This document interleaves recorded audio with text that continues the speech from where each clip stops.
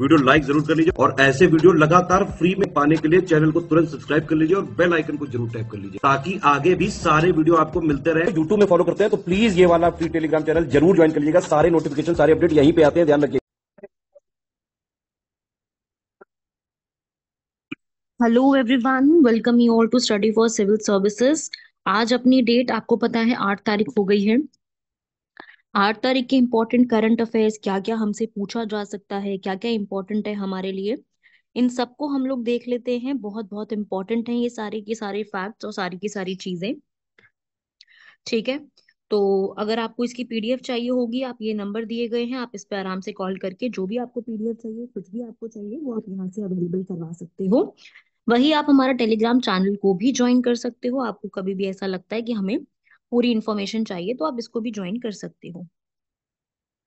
वही अब हमारे करंट अफेयर्स को हम लोग देखते हैं। ये है हमारे इम्पोर्टेंट 5 करंट अफेयर्स। और मैं आपको बहुत डिटेल में करंट अफेयर्स बताती हूँ। अब आप लोगों ने ये चीज जो है ध्यान में रखनी है, मैं आपको जो बता रही होती हूँ कि इनमें से कौन से ऐसे करंट अफेयर हैं जो प्रीलिम्स में जाएंगे और कौन से मेंस में। क्योंकि देखो, हर टॉपिक प्रीलिम्स में हर टॉपिक मेंस में जाएगा ऐसा जरूरी नहीं है ना। तो मैं आपको बताती जाती हूँ साथ साथ कि ये वाला टॉपिक आप प्रीलिम्स में पढ़ सकते हो, ये वाला टॉपिक आप मेंस के लिए कर सकते हो। तो ये चीज है बेसिकली जो आपको दिमाग में रखनी है। ठीक है, तो मैं आपको बताती जा रही हूँ, आप इस चीज को देखते जाइए। ठीक है, सबसे पहला है राइनोस के बारे में है। अब राइनोस के बारे में अब जो फैक्ट्स मैं बताऊंगी वो प्रीलिम्स में जाएंगे आपके। वैसे पेंगुइन के बारे में जो बताऊंगी मैं, वो भी आपका प्रीलिम्स में जाएंगे। सीवीड कल्टीवेशन, ये वाला टॉपिक प्रीलिम्स के लिए पूछा जा सकता है, मतलब कि एमसीक्यू बेस्ड रहेगा। प्रीलिम से मेरा मतलब क्या है, एमसीक्यू बेस्ड ये टॉपिक रहेगा। ठीक है, वैसे ही क्लाइमेट लेसन्स हिस्ट्री से हमने क्या क्या सीखे हैं वो देखेंगे हम लोग। उसके बाद ऑर्गेनाइज्ड न्यूट्रल नेटवर्क्स, ये देखेंगे हम लोग यहाँ पर कि क्या क्या इंपॉर्टेंट है, इसमें क्या क्या पूछा जा सकता है। ठीक है, तो इस तरीके से है हमारा, जो कि एग्जाम में सीधे सीधे सवाल एग्जाम में बन सकता है। क्लियर हुआ? तो अब हम देख लेते हैं यहाँ पर, जैसे कि अब हमारा फर्स्ट टॉपिक है एक्सटिंक्ट राइनोस के बारे में। हम लोग यहाँ पे समझेंगे कि भाई एक्सटिंक्ट राइनो जो है वो क्या है और इसमें क्या क्या इंपॉर्टेंट हमारा रहेगा। तो लेट्स सी अबाउट दैट। देखो, अभी क्या है कि व्हाइट राइनोस का एक ग्रुप है जो कि एक्सटिंक्ट होने को यहाँ पे बात में आई है कि वो राइनो का ग्रुप कभी भी एक्सटिंक्ट हो सकता है। ठीक है, तो ऐसा हमें जो है वो देखने को मिला है कि इस तरीके से चीजें भी जो है वो हो सकती हैं। तो बेसिकली वही चीज है कि अगर इस तरीके से है तो हम लोगों से पूछा जाता है ना।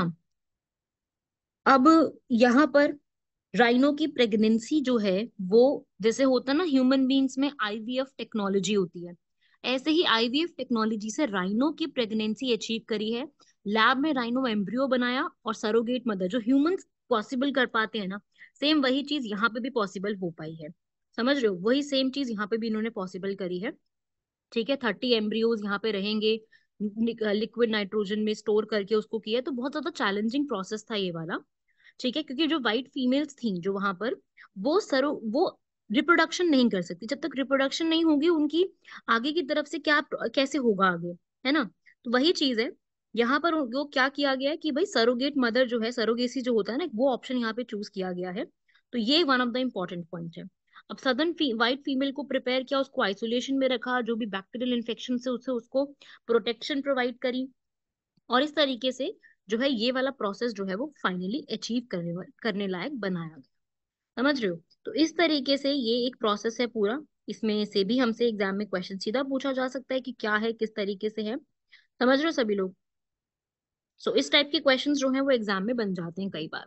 अब नदन वाइट फीमेल जो है वो यहाँ पर जो है वो नदन वाइट अडल्ट वहीं पर ही रह रही हैं, आईवीएफ का वहां पे प्रोटेक्शन दिए जा रहे हैं। ठीक है, अब इसमें फाइनेंशियली भी बहुत ज्यादा प्रॉब्लम होती है।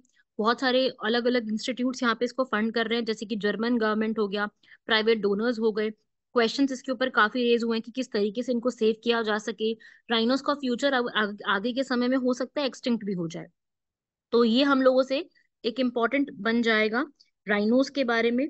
राइनोज, वाइट राइनोज जिसे हम कहते हैं, वैसे तो देखो इंडियन गवर्नमेंट ने काफी प्रोटेक्शन भी दिया। अगर मैं राइनोस की स्पेसिफिकली बात करूं तो अलग से एक रिपोर्ट भी आई थी, आप ध्यान से सुनो यहाँ पर सब लोग।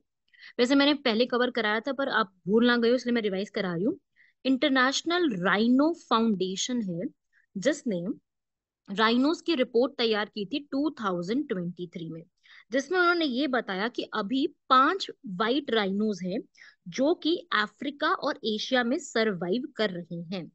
स्पीशीज मतलब 5 राइनो नहीं है, 5 राइनो की स्पीशीज हैं जो कि सरवाइव कर रही है। राइनो का जो डे है वो 22 सितंबर को मनाया जाता है। ठीक है। राइनोस भी बहुत सारे टाइप के होते हैं, जैसे कि white rhino, black rhino, Sumatran rhino और ग्रेट वन हॉर्न राइनो। आपको पता है वन हॉर्न राइनो इंडिया में बहुत सारे पाए जाते हैं। कहाँ पर? काजीरंगा, असम में। है ना। तो राइनो का जो स्टेटस है अभी आज के टाइम पे बहुत ज्यादा कम होते जा रहे हैं। व्हाइट राइनोस बहुत कम हो गए हैं। सुमात्रन बहुत हार्ड टू फाइंड हो गए हैं, इनकी पॉपुलेशन बहुत कम हो गई है। जावन जावा में मिलने वाले राइनो ये भी बहुत कम हो गए हैं। बस वही है कि वन हॉर्न राइनोसिरोज अभी हमें बहुत ज्यादा इंडिया प्रोटेक्शन प्रोवाइड करता है, इसलिए वो मिल जाते हैं। ब्लैक राइनोस भी अफ्रीका में है। तो वही चीज है कि राइनोस को काफी ज्यादा यहाँ पर देखा गया कि बहुत ज्यादा कम होते जा रहे हैं। क्लियर हुआ? ठीक है भाई। तो ये एक इम्पोर्टेंट है यहाँ पर। अगर मान लीजिए ऐसा क्वेश्चन आता है, जैसे एक प्रीलिम्स में 2019 में ये क्वेश्चन आया था, one horn rhinoceros is naturally find in India only. Statement थी इंडिया ओनली। तो क्या वन हॉर्न राइनोसिरोज सिर्फ इंडिया में मिलते हैं? So that is wrong. Not only in India, Nepal में भी नेचुरली तरीके से मिलते हैं। ओके। सो ये था राइनोस के बारे में इंफॉर्मेशन, जो मैंने आपको फैक्ट्स बताए हैं। काजीरंगा में मिलते हैं, बाकी इंडिया में ही ओरांग और मानस नेशनल पार्क है हमने इंडिया की ही, वहां पे भी मिलते हैं। ठीक है। तो ये भी पूछे जाते हैं एग्जाम में क्वेश्चन। ठीक है भाई। चलिए सेकंड सेकंड वाला आर्टिकल देखते हैं, पेंगुइन पेरिल। अभी क्या हुआ है, पेंगुइन्स की वजह से एक एवियन इन्फ्लुएंजा बहुत न्यूज में आ गया है। एवियन इन्फ्लुएंजा यहाँ पर जो है काफी ज्यादा देखने को मिल रहा है, जिसकी वजह से बर्ड्स और मैमल्स की पॉपुलेशन खत्म होती जा रही है, सबसे ज्यादा पेंगुइन्स की। ठीक है। तो इस डिजीज की वजह से एवियन पेनिनसुला की, सॉरी पेनिनसुला कह रही हूँ, इन्फ्लुएंजा की वजह से ब्रिटिश साउथ सैंडविच आइलैंड्स, इन सब ने ये बताया है कि इस डिजीज की वजह से बहुत सारे बर्ड्स की डेथ हो रही है, जैसे कि पेंगुइन्स। पेंगुइन्स की डेथ यहाँ पे हो चुकी है, 3 बताए गए हैं। फॉकलैंड आइलैंड्स में H5N1 स्ट्रेन की वजह से पेंगुइन चिक्स की यहाँ पे बहुत डेथ हो चुकी है। तो ग्लोबली इसका काफी ज्यादा इम्पैक्ट पड़ रहा है। एंटार्क्टिका रीजन में देखने को मिल रहा है। ठीक है। ये इस वायरस का एक वेरिएंट है H5N1। ठीक है। तो क्या है, एवियन इन्फ्लुएंजा का एक वेरिएंट है, जिसकी वजह से UK, south America, Europe, south Africa में बहुत सी बर्ड्स की डेथ होती जा रही है, इवन सब एंटार्क्टिक रीजन में भी। तो आपने क्या याद रखना है, इन्फ्लुएंजा का नाम, इसकी वजह से किसकी डेथ हो रही है, वो सी लायंस की भी डेथ हो रही है, जैसे कि चिले में, पेरू में सी बर्ड्स की डेथ हो रही है। ठीक है। तो इसका इसका ये मतलब है कि साइंटिफिक कम्युनिटी को अब ज्यादा और ज्यादा अवेयर होने की जरूरत है, और इस डिजीज को पेंगुइन तक जाने से रोकने की जरूरत है, क्योंकि पेंगुइन्स एंटार्क्टिका, को पता है पेंगुइन्स बहुत ज्यादा कहाँ मिलते हैं, ठंडे रीजन में। तो एंटार्क्टिका बिल्कुल कोल्ड रीजन में आता है। तो वहां पे जो पेंगुइन की कॉलोनीज है बहुत जबरदस्त झुंड में रहते हैं, उनको प्रोटेक्ट करने की जरूरत है। साइंटिफिकली यहाँ पर इस चीज को ध्यान देने की जरूरत है। ठीक है। क्योंकि आपको भी पता है कि हम लोग उनसे फर और ये सब चीजें लेते हैं, है ना, फर सील्स वगैरह मिलती हैं, फर सील्स भी हैं, एलिफेंट्स भी हैं। तो हमें बचाने की जरूरत है और इसका रिस्क चेक करने की जरूरत है। ठीक है। और ये एक पेंगुइन की पॉपुलेशन का एक स्पीशीज है, गेंटू पेंगुइन्स। क्या है नाम? गेंटू पेंगुइन्स। अब ये गेंटू पेंगुइन्स जो है ये भी एक रिस्क पे आ गए हैं इसके बाद से। So what is this gentoo penguins? अब ये होते क्या है? ये भी एक तरीके से बर्ड्स ही हैं, जो आप लोग देखते हो, जो आप लोग सुनते हो। मतलब पेंगुइन्स की पिक्चर देखी है ना सभी लोगों ने, व्हाइट कलर के इनके फेदर्स होते हैं, बड़े सुंदर से दिखते हैं। मतलब पिक्चर्स में देखा है मैंने भी, रियल में कभी नहीं देखा। व्हाइट कलर के फेदर्स होते हैं। ठीक है भाई। ब्लैक कलर का थ्रोट होता है, बहुत लार्ज सी इनकी टेल होती है। तो अभी ये बड़े न्यूज में थे, इनको काफी ज्यादा यहाँ पर एक तरीके से प्रॉब्लम प्रॉब्लम यहाँ पे काफी ज्यादा हो रही थी, इसलिए एवियन इन्फ्लुएंजा को यहाँ पर डिटेक्ट करने की जरूरत है। इंडिया ने भी इसके लिए काफी अप्रोचेस करी हैं ताकि हम इसको डिटेक्ट कर सके। ये बड़ा इंपॉर्टेंट टॉपिक है। ठीक है। क्योंकि एंटार्क्टिका में 200 से ज्यादा गेंटू पेंगुइन्स डेथ पाए गए हैं, क्योंकि इस डिजीज वहां पे हो गया। ठीक है। वहां पे एक वहां पे मतलब ये चीजें देखी गई हैं, मतलब याद रखिएगा। अटलांटिक में एक जगह है जहां पे ये देखे गए हैं। आइलैंड नाम न्यूज में आ गया, फॉकलैंड आइलैंड्स। कौन से आइलैंड? फॉकलैंड। कहाँ पे है? साउथ अंटार्कटिका में, अंटार्कटिका में मतलब बेसिकली। ठीक है। एवियन पेनिनसुला क्या है, सॉरी मैं बार बार पेनिनसुला बोल देती हूँ, इन्फ्लुएंजा। इन्फ्लुएंजा क्या है भाई? ये एक तरीके का वायरस है, ये एक तरीके का बर्ड फ्लू है ना, कहते हैं ना बर्ड फ्लू, तो वही है ये। वायरल इन्फेक्शन है जो कि वाइल्ड बर्ड्स और इन सबको सबसे ज्यादा इफेक्ट करता है। ये बहुत पुराना है और ह्यूमंस में भी ट्रांसमिट होता है। और ये अभी से नहीं, बहुत पुराना चलता आ रहा है, और इसने काफी ज्यादा जो है गेंटू, जो हमारे ये पेंगुइन्स हैं उनको इफेक्ट किया है। गेंगटू पेंगुइन्स जो है वो पूरे वर्ल्ड में थर्ड लार्जेस्ट नंबर पे आते हैं पेंगुइन की स्पीशीज में। व्हाइट फेदर्स होते हैं, ब्लैक थ्रोट होती है। इनको प्रोटेक्शन करने के लिए एंटार्क्टिक ट्रीटी भी साइन किया आईयूसीएन ने, इनको नियर थ्रेटन का स्टेटस भी दे रखा है। ये आपको साउथ में, सदर्न हेमिस्फेयर में मिलेंगे, पर्टिकुलरली फॉकलैंड आइलैंड्स में। ठीक है, ये ज्यादातर आपको वही मिलेंगे। अटलांटिक ओशन है ना एंटार्क्टिका के पास, साउथ अटलांटिक, वहीं आपको देखने को मिलेंगे। इनको जो है, अगर वहां पे कोई सी लायन रहता है ना, और लेपर्ड्स रहते हैं, तो सबसे ज्यादा उनसे खतरा होता है इन गेंगटू को। ठीक है, तो ये आप याद रखिएगा। फॉकलैंड आइलैंड्स भी बहुत जरूरी है। बाकी एवियन इन्फ्लुएंजा भी आपको पता होना चाहिए, ये एक ऐसा वायरस है जो कि बहुत टाइम से होता जा रहा है, होता ही जा रहा है। इंडिया में 2006 में पहला आया था। अब ह्यूमंस में आता है, ये ह्यूमन में आता है। डिजीज जूनोटिक ही है। जूनोटिक का मतलब क्या होता है? पशुजन्य का मतलब होता है कि भाई जो एनिमल से ह्यूमन में पहुंच जाता है। तो ये वाला जो पूरा एक है, ये पहुंच जाता है, बिल्कुल पहुंचता है, लेकिन इंडिया में ऐसा रिपोर्ट नहीं आया। केरला में कभी कभी आए हैं इसके ऊपर केसेस, 2016 में। ठीक है, बाकी इंडिया में नहीं इतना ज्यादा केसेस वाले देखे गए, थैंक गॉड नहीं देखे गए। ठीक है। होता क्या है ना, बर्ड्स आ जाती है, माइग्रेटरी बर्ड्स आपको पता ही इंडिया में आती है सितंबर अक्टूबर फरवरी मार्च में, तभी उस टाइम पे बर्ड फ्लू वगैरह फैलता है, क्योंकि बाहर की बर्ड यहाँ पे आती है, कोई डिजीज कैरी करके लेके आती है, डिजीज कैरी करके लेके आती है यहाँ पर, तो अपने को दिक्कत हो जाती है यहाँ पर, है ना। तो वो प्रॉब्लम एक हो सकती है यहाँ पर। ठीक है भाई, क्लियर हो गया आर्टिकल। चलिए अगला आता है सीवीड की कल्टीवेशन। यहाँ पे अभी यहाँ पर स्टार्ट किया जा रहा है सीवीड कल्टीवेशन। सीवीड कल्टीवेशन कोरी क्रीक गुजरात में स्टार्ट हो रही है। हमारी मिनिस्ट्री ऑफ फिशरीज जो है वो इसको स्टार्ट करवा रहे हैं अभी, श्री पुरुषोत्तम रूपाला। ठीक है, अभी इसके ऊपर एक्चुअली में ना एक पूरी कॉन्फ्रेंस हुई है। ठीक है, अभी ये यहीं पर ही, कहाँ पे हुई है? कोरी की क्रीक गुजरात में, सुना है ना आपने सर क्रीक लाइन? तो कोटेश्वर जगह का नाम है, कोरी क्रीक में, वहां पे गुजरात में इसके ऊपर कॉन्फ्रेंस हुई है, ताकि हम लोग सीवीड कल्टीवेशन को बढ़ा सकें। सीवीड क्या होते हैं? सीवीड मेडिकल फूड कहलाते हैं, जो कि बहुत छोटे से कोस्टल वाटर में एल्गे रहने वाले होते हैं। ठीक है, ये आपको सबसे ज्यादा जो है वो वहीं मिलेंगे जहाँ पे एस्चुरीज बनती हैं, कच्छ वाला रीजन जो है, वहीं पर आपको सबसे ज्यादा ये मिलेंगे। भारत में अच्छी खासी स्पीशीज हैं, ऐसा नहीं कि भारत में स्पीशीज नहीं मिलती हैं वाली, पर इनकी कल्टीवेशन और हो, बढ़े। ठीक है, वो हम लोगों को यहाँ पे चाहिए। आप देखो इंडिया में अराउंड 844 स्पीशीज मिलती हैं, जिसमें से रेड एल्गे हैं, कुछ ब्राउन है और कुछ ग्रीन है। आप देखो रेड की और सॉरी ये जो ग्रीन एल्गे की स्पीशीज है वो सबसे ज्यादा है। आपसे पूछा जा सकता है कि किसकी ज्यादा है, सॉरी रेड की ज्यादा है। ठीक है, रेड की ज्यादा है, यहाँ पर पूछता है कि मैक्सिमम रेड एल्गे हैं, तो बिल्कुल सही बात है, रेड एल्गे सबसे ज्यादा है। ठीक है, रेड एल्गे, आपको पता है रेड एल्गे से ही अगर मिलता है, अगर से ही हम लोग जेली और जैम जो बनती है ना, जो एक तरीके से वो चिपकने वाला जो एक थिकनिंग एजेंट होता है, वो रेड एल्गे से ही अगर बनता है, और अगर से ही हम आगे यूज करते हैं।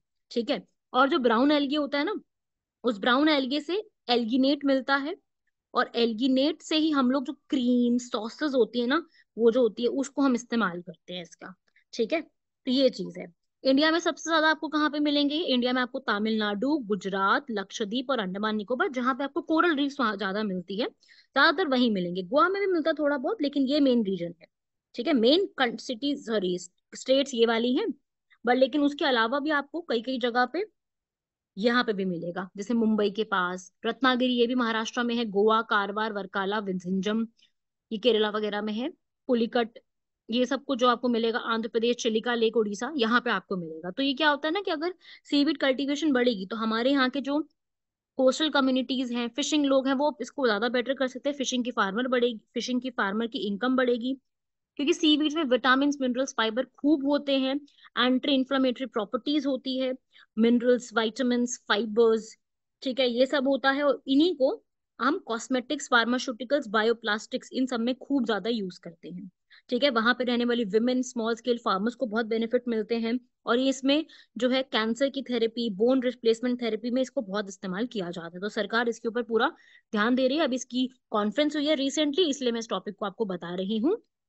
ठीक है, ये आप ये रीड कर सकते हो, मैंने आपको बता ही दिया है। इससे आपको कोस्टल कम्युनिटीज, फिशिंग पीरियड्स में हेल्प मिलती है, मेरीन प्रोडक्शन बढ़ती है, जैसे कोरल रीफ्स में होता है ना, सेम यहाँ पर भी यही होता है। और इको फ्रेंडली यहाँ पे कोशिश की जा रही है। इवन हमारे इंडिया में एक मल्टीपर्पस बहुउद्देश्य सीवीड का एक पार्क भी बनाया गया है। वो पार्क है कहाँ पे? तमिलनाडु में। ये भी इंपॉर्टेंट पॉइंट है। ठीक है, तो सीवीड कल्टीवेशन बहुत डिटेल में मैंने आपको बताया। इससे जो भी क्वेश्चन आएगा इसी में आपका कंप्लीट हो जाएगा, इससे बाहर आपको पढ़ने की जरूरत नहीं है। क्लियर हुआ सभी लोगों को यहाँ तक? कोई डाउट किसी को? चलिए आगे बढ़े। क्लाइमेट लेसन्स फ्रॉम हिस्ट्री, ये आपका मेंस का है, ये आपका एक ओवरव्यू है। ठीक है, देखो भाई, अभी बहुत ज्यादा हम लोग पढ़ रहे हैं अपनी हिस्ट्री के बारे में, देखते हैं हम लोग, ये देखते हैं कि भाई किस तरीके से पूरी हिस्ट्री पे क्लाइमेट चेंज का इम्पैक्ट पड़ा है। क्लाइमेट चेंज की वजह से ही बहुत सारी चीजें आपको देखने को मिलेंगी। इंडस वैली सिविलाइजेशन का यहाँ पर डिप्लीशन होना, लुप्त हो जाना, वो भी क्लाइमेट चेंज का ही एक पॉइंट है। तो अभी जब वाडनगर में एक स्टडी की गई है, गुजरात में वाडनगर, आपको पता है ना, तो वहां पे ये पता चला कि क्लाइमेट चेंज की वजह से बहुत सारे इम्पैक्ट जो है हमारी सोसाइटी में देखने को मिलते हैं हमें। वाडनगर में स्टडी की है, ये पता चला है कि भाई मॉनसून की वजह से हिस्टोरिकल और मेडिवल टाइम पीरियड में किस तरीके से जो है चीजें चेंज होती हैं। ठीक है, वहां पर जो है बीरबल सानी इंस्टीट्यूट ऑफ पैलियो साइंसेज लोग वहां पे गए थे। उन्होंने यहाँ पर पूरी स्टडी करी और उन्होंने ये बोला है कि वाडनगर जो है वो, वहां पे कभी ह्यूमन सेटलमेंट हुआ करती थी। ठीक है, उसे डार्क पीरियड कहा करते थे। वहां पर बहुत सारी राइज हुई है किंगडम्स 3,000 साल के टाइम पीरियड में। बहुत ज्यादा सेंट्रल एशियन के लोग आए हैं वहां पर। सीवियर चेंजेस आए हैं क्लाइमेट में। वहां पे मल्टी कल्चरल था, मल्टी रिलीजियस थे, लोग रहते थे वहां पर, कोई सिंगल कोई नहीं था वहां पर। आर्कियोलॉजिकल आर्टिफैक्ट्स जो होते हैं, चीजें भी मिली हैं, जैसे कि पॉटरी, मतलब बर्तन वगैरह, मिट्टी के बर्तन, कॉपर, गोल्ड, सिल्वर, आयरन, ये सब भी मिला है। ठीक है, तो ये कुछ यहाँ पर हमको वाडनगर में कुछ कुछ यहाँ पर ये चीजें देखने को मिली हैं, तो ये आपको पता होना चाहिए। ठीक है, बाकी इंडिया अब यहाँ पर आपको पता है क्लाइमेट चेंज पे बहुत बहुत सारी चीजें कर रही है। COP 28 में, COP 26 ग्लासगो में हुई थी। वहां पर मोदी जी ने 2070 तक हम लोग नेट जीरो यहाँ पे कर देंगे क्लाइमेट का, वो भी यहाँ पर डिस्कशन हुआ था। साथ ही साथ हम लोगों ने national action plan on climate change भी ऑलरेडी लॉन्च किया हुआ है 2008 में। नेशनली डिटरमाइंड कॉन्ट्रीब्यूशंस भी हैं हमारे। अडेप्टेशन फंड क्लाइमेट चेंज के ऊपर हम लोगों ने ऑलरेडी स्टार्ट किया हुआ है। स्टेट ने भी स्टार्ट किया हुआ है, नेशनल के साथ साथ स्टेट में भी चल रहा है। ठीक है, ISA हम लोगों ने स्टार्ट किया हुआ है 2015 में, जिसके हेडक्वार्टर्स गुरुग्राम हरियाणा में है। डिजास्टर के ऊपर किया, तो बहुत सारे इनिशिएटिव्स हम लोगों ने ऑलरेडी स्टार्ट किए हुए हैं, ऐसा नहीं कि वी हैव नॉट स्टार्टेड। पर वही है कि इससे हमें लेसन्स ये देखने को मिलते हैं कि अगर हमें कभी भी फूड क्रॉप्स और इन सब चीजों को ध्यान में रखना है, तो हमें ये देखना पड़ेगा कि क्या क्या चीजों को इम्पैक्ट जो है वो पड़ सकता है। ठीक है, वही चीजें हम लोगों को यहाँ पे भी देखनी पड़ेंगी। और इसी तरीके से जब ये कोई एक्सकवेशंस होती हैं और ये सारी चीजें, तो तभी हमें पता चलता है कि भाई किस प्रकार से हम लोग चीजों को कर सकते हैं। क्या क्या चीजें पहले हुआ करती थी, क्या क्या चीजें और होती हैं, तो वो सब चीजें हमें यहीं से ही धीरे धीरे देखने को मिलती हैं। राइट एवरीवन, बढ़ते हैं हम लोग आगे। लास्ट आर्टिकल है ऑर्गेनॉइड न्यूरल नेटवर्क्स। AI बहुत ज्यादा एडवांस हो चुका है। AI के एडवांस होने की वजह से यहाँ पर जो है, AI जब इतना एडवांस हो गया तो उसकी वजह से बहुत सारी चीजें भी अभी आने लग गई, जैसे कि ये बोला है कि आर्टिफिशियल न्यूरल नेटवर्क्स बनाएंगे जिससे ह्यूमन ब्रेन्स को नकल करा जाएगा। ह्यूमन ब्रेन्स के एक तरीके से नकल वाला कुछ प्रोडक्ट जो है वो बनाया जाएगा। इस तरीके से इसमें जो है वो बनाया गया है। ठीक है, तो इस तरीके से ये एक कॉन्सेप्ट है। अब इसमें हम लोग ये देख लेते हैं कि ये क्या चीज है। अब हम लोग यहाँ पर एक बायो कंप्यूटिंग कर रहे हैं, जिसमें एक ब्रेन लाइक टिश्यू बनाया गया है इलेक्ट्रॉनिक्स में, ताकि एक ऑर्गेनाइज्ड न्यूरल नेटवर्क बने जो कि अपने आप ही आवाजों को सुन के कॉम्प्लेक्स मैथमेटिकल प्रॉब्लम्स को सॉल्व कर सकता है। रिसर्चर्स जो है US के, उन्होंने इसको स्टार्ट करा है। ठीक है, ह्यूमन ब्रेन के जैसा ही कुछ यहाँ पर न्यूरल नेटवर्क बनाया जाएगा। ठीक है, साइंस और इंजीनियरिंग के साथ मिलके AI जो है यहाँ पर बढ़ रहा है, जिसकी वजह से कंप्यूटर के जो चीजें हैं वो काफी ज्यादा यहाँ पर देखने को मिलेंगी आपको अलग अलग। सो ये अब यहाँ पर जो है इस तरीके से स्टार्टअप बनाया जा रहा है, स्टार्ट पूरा इस तरीके से किया जा रहा है। तो ये भी अपने आप में काफी ज्यादा इंपॉर्टेंट आर्टिकल है। ठीक है, आप इसको भी यहाँ पर देख सकते हो, रीड कर सकते हो।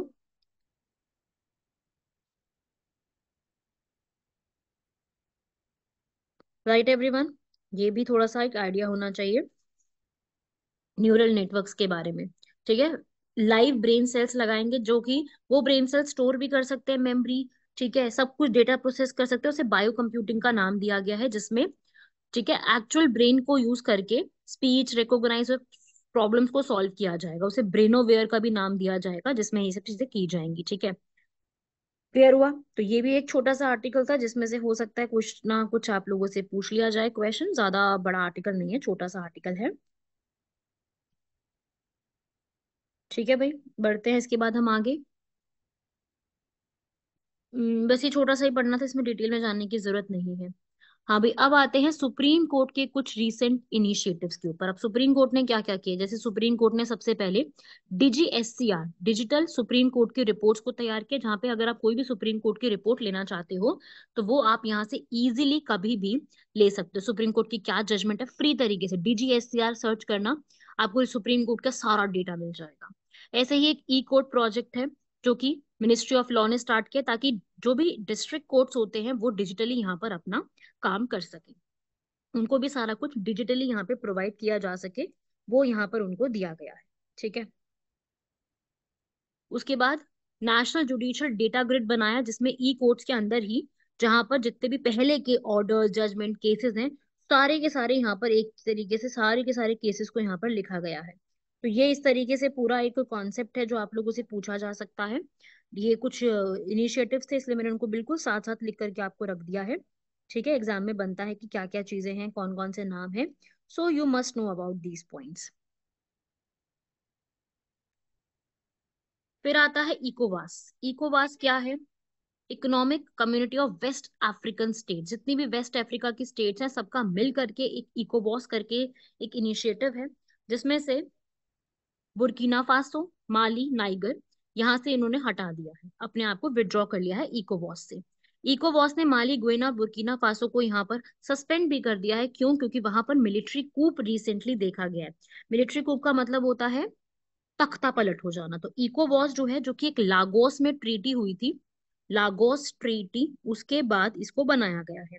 ठीक है, और इसमें से अब यहाँ पर ये जो है माली, गोयना, बुर्किना फासो, ये हट गए हैं यहाँ से। ठीक है, कब बना था? 1975 में। इसके अंदर आज भी आपको केप वर्डे, गाम्बिया, घाना, लाइबेरिया, सीरियालियोन, सेनेगल, टोगो, ये आपको देखने को मिलेंगे। इसके हेडक्वार्टर्स हैं अबूजा में।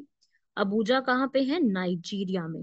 वेस्ट अफ्रीकन कंट्रीज का बनाया हुआ है, ताकि ये लोग इकोनॉमिक इंटीग्रेशन, अपनी करेंसी सिंगल लाएं। ठीक है, ये सब कुछ अपना कर सके। लेकिन हाँ, ऐसा नहीं है कि भाई वो कोई सिंगल करेंसी लेके आना चाहते हैं, ऐसा नहीं जैसे वो यूरोपियन यूनियन का। इन्होंने ऐसा कुछ डिसाइड नहीं किया, इन्होंने बस ये किया कि भाई फ्री तरीके से मूवमेंट रहे, लोगों की भी, सर्विसेज की और सारी चीजों की मूवमेंट इजीली रहे, वो ये चीज चाहते हैं। ठीक है, तो ये है क्योंकि यहाँ पर अभी रिसेंटली कूप हुआ है बुर्किना फासो, माली और नाइगर में, इसलिए इन्होंने अपने आप को यहाँ से हटा दिया है। ठीक है, ये इसलिए न्यूज में थे। उसके बाद यही अगला क्वेश्चन भी, बुर्किना फासो, माली, नाइगर में अगर ये चीज जैसे अब हटाए गए हैं यहाँ पर और यहाँ पे कूप हुआ है, तो इसलिए आपको इस ऑर्गेनाइजेशन के बारे में बताना है, और कभी भी कोई भी कूप होता है तो उसका क्या इम्पैक्ट पड़ता है उस रीजन में, वो भी आपको बताना है। ठीक है, तो मिलिट्री कूप के बारे में आपको आइडिया होना चाहिए, मिलिट्री कूप का क्या इम्पैक्ट पड़ता है वो आइडिया होना चाहिए कि मिलिट्री कूप किस तरीके से इंपॉर्टेंट है। ठीक है, पहले तो आप इकोवॉस के बारे में बता सकते हो, कौन कौन सी कंट्रीज हैं वो बताओगे, और फिर ये बताओगे कि इनका क्या ऑब्जेक्टिव है। फिर आप बताओगे कि मिलिट्री कूप रिसेंटली यहाँ पे हुआ है, मिलिट्री कूप होता क्या है वो बताओगे, और फिर मिलिट्री कूप का एक्सप्लेनेशन दोगे। राइट, तो इस तरीके से आप इस आर्टिकल को भी कंप्लीट करोगे। वेरी वेरी इंपॉर्टेंट आर्टिकल, पूछा जा सकता है एग्जाम में। ठीक है भाई, यहाँ तक कंप्लीट कीजिएगा। ये थे आपके। और कैसी लगी वीडियो मुझे, यार आप लोगों ने तो कमेंट करने ही बंद कर दिए। Do the comments, let me know कि किस तरीके से है, क्या है। डू द कमेंट्स, ठीक है, ताकि हमें भी पता चले कि आप लोग इस वीडियो को सुन रहे हैं, आपको क्या फायदा हो रहा है। 2 मिनट का तो काम होता है कमेंट करना, कौन सी बहुत देर लग जाती है। ठीक है, तो आप लोग जरा कमेंट करके बता ही सकते हैं। तो आप लोग इसको बताएं, मुझे बताएं कि इसमें आपको कोई डाउट है, कुछ भी है तो आप लोग इसमें इंफॉर्मेशन दे सकते हैं। ठीक है भाई, बाकी मिलते हैं आप लोगों से नेक्स्ट लेक्चर में। तब तक के लिए धन्यवाद, शुक्रिया, जय हिंद।